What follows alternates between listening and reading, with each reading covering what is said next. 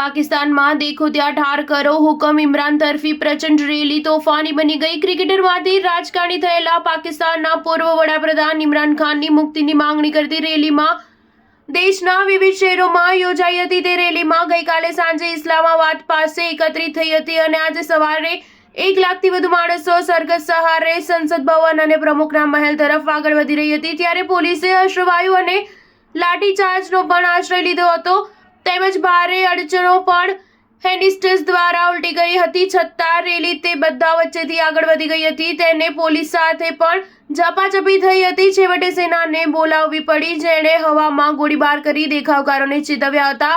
છતાં જનૂને ચડેલા દેખાવકારો આગળ વધતા લશ્કરે ગોળીબારનો આશ્રય લીધો। સાથે શૂટ ઓર્ડર દેખો ત્યાં ઠાર કરોના હુકમ પણ જારી કરાયા જેમાં 4ના મૃત્યુ થયા હતા। દેખાવકારોનું નેતૃત્વ ઇમરાન ખાનના પત્ની બુશરા બીવીએ લીધું હતું। રવિવારથી શરૂ થયેલી આ રેલી સોમવારે સાંજે ઇસ્લામાબાદ પહોંચી હતી। ત્યાં માર્ગમાં જ પોલીસે અડચણો ઊભી કરી હતી। રેલીને અટકાવવા ટીયર ગેસ તથા લાઠીચાર્જનો પણ આશ્રય લીધો હતો।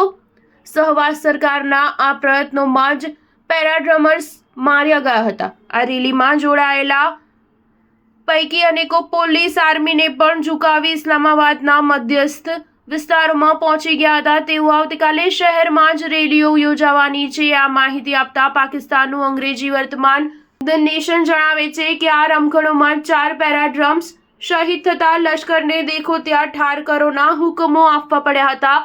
સંવિધાનના અનુચ્છેદ 245 પ્રમાણે લશ્કરે સત્તા હાથમાં લીધી હતી।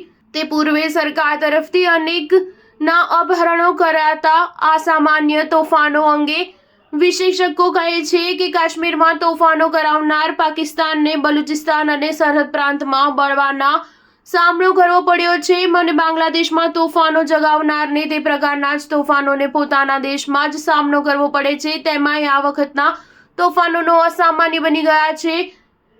શરીફ સરકાર હટી ગઈ છે। પાકિસ્તાનને તેના પાપ પહોંચી વળ્યા છે। સ્ટાર ન્યૂઝ 7 હંમેશા સચ્ચાઈની સાથે।